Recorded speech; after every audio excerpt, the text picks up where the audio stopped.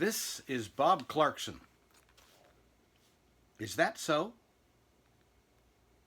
Today we're going to talk about a little bit more about the sheep and the Good Shepherd and the favorite psalm of most people, Psalm 23.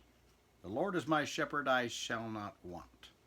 He makes me to lie down in green pastures. He leads me beside the still waters. He restores my soul. Well, today I want to talk about the part of this psalm that says, Thou preparest a table before me in the presence of my enemies. Well, it's in the vernacular, you prepare a table, my shepherd, before me. Well, for years, I envisioned him putting on this little banquet or holiday dinner in my dining room. He prepares a table before me. And I don't know how I was thinking the presence of my enemies, but maybe they were surrounding the house or something. But it was like him preparing food for me and providing nutrition. Despite my enemies maybe trying to starve me out of my own house. But as I was pondering this from the perspective of Phillip Keller, who wrote the book, A Shepherd Looks at Psalm 23, a true professional shepherd looking at this actually has the right understanding. You prepare a table before me. Well, the table of the shepherd is the highlands in which he takes his sheep to graze, the fresh, lush pastures of the high ground. But not only is the place high in terms of good vegetation, it's high in terms of vistas and views of everything in nature. A bird's eye view, as it were, from up there. So it is nutrition, but it is about preparing the table, which is something, it's not like we put up knives and forks and spoons and plates and all that stuff, and the napkin on the correct side and all of that frou-frou, but rather, what is it about the table that the shepherd has to prepare it? We're talking about the high plateaus, the mesas. We're talking about the mesas. Actually, it's a Spanish term and an African term. These high plateaus with lots of good, luscious grass. Well, the mesas may have become remote and hard to reach, and many of them in the shepherd's day were, or in his life they are, but so are those for us. The best places to view things from are usually fairly difficult to get to as compared to just driving around in the lowlands. So when it comes down to it, when the psalmist is talking about that prepares a table before me, he's actually has to go to those highlands before he takes the sheep there, and he has to do some preparation. Well, what's the preparation about? Well, interestingly enough, the wolves and other predators of sheep know that because there's vegetation there, the animals that eat grass are going to eventually be there, and they're kind of hanging out and hiding out, waiting for the sheep to come so they can pounce and get their food. So the shepherd finds these places, and he scouts about the perimeter, and he looks for the places where these predators might hide, trying to prepare himself to protect his sheep when they come up to enjoy the pasture and its nutrition. So it is about protection, it is about nutrition, but preparing the table was a pretty significant exercise for the shepherd, because he had to go out there and look at every nook and cranny for the possible places that these predators could hide, so that when he brings the sheep, he can keep walking around the perimeter in these areas that the predators may come from to knock the predators down, kill them, or run them off before they get a hold of the sheep. So he was preparing the table so that they were best prepared for the sheep, both for their nutrition and their safety. Now, something else that I didn't know at all, when the shepherds go to these places, they actually have to carry some things with them to assist the sheep in their living, and it comes down to this. He'll take along a supply of salt and minerals to be distributed around the space. Now, we sometimes, those of us who have been in construction, know what that means, in that we take salt tablets on very hot days when we're working hard and perspiring a lot so that we don't lose all of our body moisture. Well, the same thing happens with the sheep. They get up there in those highlands on a hot day, they are perspiring a lot, they need some salt so that they don't lose all of their moisture and die of heat stroke. So there are various things that the shepherd needs to take up there and have the table set. It's not forks and knives. It's minerals, salt, and other things that they may need to go along with their nutritional diet. So he prepares the grounds, and the good news is the grounds are worth the hard trek to get there and the preparation, because those are the best vegetation, the most nutritious vegetation he can give his sheep. Now, sheep can eat almost anything, and they can eat grass all the way down to the roots and eat it until there's no root left. They're one of the few animals that can do that, and basically, if you don't have a lawnmower, you can get yourself a sheep and they can keep it down. They might get it too low. Be careful. So the table in this case, the table was more than just a meal. Now, the other thing that the good shepherd has to do is there are things commingled with the good nutritional stuff that are poisonous vegetation, that are dangerous for the sheep. So he might even have to do a bit of gardening and pull out some weeds and some poisonous plants so that his sheep don't end up getting sick or dying because they ate some of the poisonous stuff along with the nutritious grass. So, unfortunately, in the old days, they didn't have these spray tanks and chemicals that they could just spray those things and they would die. So it was a rigorous effort on the part of the shepherd. So the shepherd actually had to pluck out these poisonous plants and do what to get them out of the way. So once he has prepared the table, and only after he's prepared the table, is it safe and appropriate for him to bring his sheep to the table. Now, having this picture gives me a hugely different picture of Jesus as my good shepherd preparing the table before me. Well, what is my table? What is your table? Well, most of the time we take some of these analogies and we put them into the physical or temporal realm. And we think of him providing for us the resources, the food, the health, the medicines, whatever, to provide for us. But I missed the point. Pardon me, I had to get something in my throat. Good communion. So, the deal here is, I see in reading what Philip wrote, that it's really a matter for me, since I'm a spiritual being, which the sheep are not. Jesus is only my good shepherd in my soul. He's only the good shepherd to my spirit. Jesus didn't come to make my life easy, to make me rich, to make me wealthy, to make me healthy, to make me wise, to make me proud of what I'd accomplished. None of that has any significant value to him.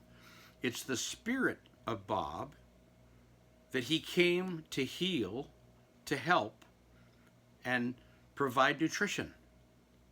So what are these weeds in Bob? Or you? What are these weeds? What are the poisonous things that are in there? Well, I was just talking with a missionary this morning from Kenya, Africa, and we were comparing notes on what God is doing and how we're in God's image. And as I've said before, we have a spirit which chooses what we're going to believe. We have emotions that feel when someone challenges or affirms what we believe. We have thoughts or rational thinking as to what do we do with those feelings that come our way. And then we have expression, which is words and deeds, fight or flight or whatever. And the more or the less humble I am, the more I'm into myself, the more my expressions are going to be negative. They're going to be a bit selfish. They're going to be laced with Bob protecting himself, laced with Bob wanting to be respected and all that kind of stuff. And we even talked about hurt feelings. It's like, I now believe firmly, nobody can hurt my feelings but me. And nobody can hurt your feelings except you. And the reason I say that is that has become obvious to me that when my feelings are hurt, it's because someone has either embarrassed me, they have taken something away from me that I wanted to have, or they have tried to control me and tell me what I had to do. That's when I react negatively toward them, but offensively to get what I want out of the deal. So my feelings are hurt when somebody strikes a belief that I have, and they say I'm stupid for believing that, or they say something that makes me embarrassed, or whatever. Well, why am I embarrassed? If I was humble, I wouldn't be embarrassed, because humility is devoid of the focus on self and self's attention. So all of my hurt feelings came from Bob's own selfishness about wanting to be seen as a reputable, incredible, impressive guy, or that I'm wealthy, prosperous, successful, or that I'm large and in charge. And who doesn't have some visions or dreams or nightmares of being a boss of somebody else?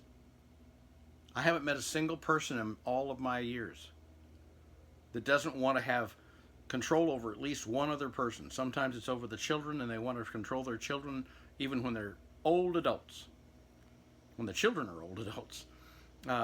Some people want to control other people, and you shouldn't drive like that, or you shouldn't walk like that, or you shouldn't talk like that, or you shouldn't say those things. Oh, and you hurt so-and-so's feelings. No, I didn't. I used to think that for years and years. If what I said hurts your feelings, someone has hurt you in a way that I accidentally bumped into that bruise that causes you to feel that emotional pain again. I didn't put the button there. I bumped it. I didn't bump it on purpose. There was no malicious intent in what I was saying or doing. And the way I was able to isolate that is I would see being in a group of people and expressing my thoughts to a group of 5 or more, and only one of them said, "You hurt my feelings," then there's something unique to that one person that the others didn't have, because they had no feelings at all about what was said. Well, it was pure T fact. It had nothing to do with anybody's feelings. It wasn't an attackative thing. It didn't call them out. They called themselves out and then blamed me for hurting them. I used to do the same thing. I don't anymore. I need to come to God with the painful things that would cause me to react negatively, wrongly, toward you. So these are the poisonous plants. These are the weeds. These are the things in the tableland that God's trying to help me get out of there, so that what's left is pure tea God nutrition. The tablelands of my heart are being cultivated or prepared so that I can become more deeply, richly living in the love of God, in His care. And His care is about my soul. And what is it after all? In you that wants me to respect you, to like you, to accept you. It's your soul, it's your spirit that wants the acceptance. It's not your body. Most of what we do in life is not at all about body talk. Most of what we do in life is about spirit feeling affirmed or spirit feeling rejected. Now, the coolest thing is the potential that we have with our Good Shepherd is if we can become so taken with his love, his provision, his perfect care, his relationship with us, that it supersedes even our most significant other. We can get to the place where the baseline of our feelings is no longer deep pain, it's almost painlessness at the bottom, but the top ecstasies and euphorias are way above the charts, more than we ever imagined. We don't become flatlined, we become even more able to receive the love of God, which is the love that really is going to heal our souls completely. Talk about tablelands. He does the cultivation, he does the weed pulling, but the interesting thing is we have to cooperate with him. Now I want to take a little side trip here. I was talking to a man one time, and he lived in a flat in New York, in a high-rise apartment, and on the roof he had a spot that was his little garden. And he was up there one day, and he was going to do some weed pulling. Well, he had a lot of brick pavers and stuff, and you've got the dirt in between, and the little tiny weeds they have little tops that you can see. Could be clover, something looks like a clover leaf, but whatever. But he said he would get down and he'd start pulling them up, but he would soften the soil with water carefully and pull them up very slowly, because these tiny topped weeds had roots that went way down, maybe 6 inches, the depth of the brick. And he wanted to get all of the root, otherwise it would grow back up pretty quickly. So he was plucking up these weeds one at a time, tiny little things, very slowly and deliberately. Well, I had never thought about that before, but usually the roots are far bigger than the tops of most plants. Well, if I want to get my soil prepared, my heart prepared to be really available to God, and I want to eradicate the weeds and the poisons, I need to do it slowly and deliberately and carefully to get the weed all the way out with all of its root system, so that it doesn't come back quickly and choke things out or kill things. So I began a journey after I heard that man's story in my own soul. God, show me the weeds. Well, I had a beautiful garden. I was a very righteous, spiritual, church-going, serving God in the church, busy, active Christian businessman, made good money, gave lots and lots of money to the church, thousands of hours of service and all those things. But I said, God, there's still something not right in my soul, that I'm still not feeling this deep affection for you. There's something that I'm missing here. Please help. Well, he took me to that man's story and those weeds on his rooftop. He said, Bob, you've got so many weeds of pride going on. You can't feel me because you're so distracted by these weeds. They're sapping your strength. They're sapping your spirit. So I said, well, help me. He said, okay, but we can only do it one weed at a time. It's going to be slow. For 3 years, he would reveal one small weed at a time, and I'd get down and I'd weep over that weed, and soften the soil, and we'd pull it up slowly, painfully. My tears were sadness at how blind I had been to my selfishness. The weeds of my own selfishness that came between me and my love affair with God, and between me and letting him use me to share his love with somebody else through my lips. So for about 3 years we were in this process. A lot of tears, a lot of weeds, but it wasn't until, I don't know exactly what point in time, it was 2 to 3 years, I was going through this process that finally it felt like I'd made a lot of progress in getting the weeds of poison, the weeds that just choked out the goodness of God in me, and it was all about Bob. The weeds of Bob's desires, the weeds of Bob's wanting to be respected, the weeds of Bob's wanting to be prosperous and actually giving God credit for blessing Bob and his businesses, and he made good money and had nice cars and clothes and clubs and all that stuff. And it's like, okay, God, I didn't know how selfish I was and how focused I was on my own weeds, thinking they were beautiful plants. Well, I had a lot of beautiful flowers in my garden, so other Christians around me didn't see the weeds because I covered them up with all these great, beautiful flowering plants. But God and I got down below those things and we worked them out. So God is preparing your table before your soul in the presence of your enemies, these weeds, and you are your own worst enemy, I might add. It is your pride that causes you not to avail yourself to God for his use. And isn't that the reason that we live? To bring glory to God? But instead I was bringing glory to Bob. Well, as those weeds became less and less, as my missionary friend and I were talking just a few minutes ago, humility is not achievable, or humility is unachievable. Humility is me. It's not, I can pursue to become humble. I have to get small enough and insignificant enough and anonymous enough that the tableland of my soul, which is where God wants others to have their nourishment, needs to be cleaned up. So as he prepares the table before you, consider that he's preparing your own soul, helping you extricate the weeds and the poisons and the dangerous things and the non-nutritional things, so that your soul can actually, without words, nurture others. This is Bob Clarkson. I know that's so.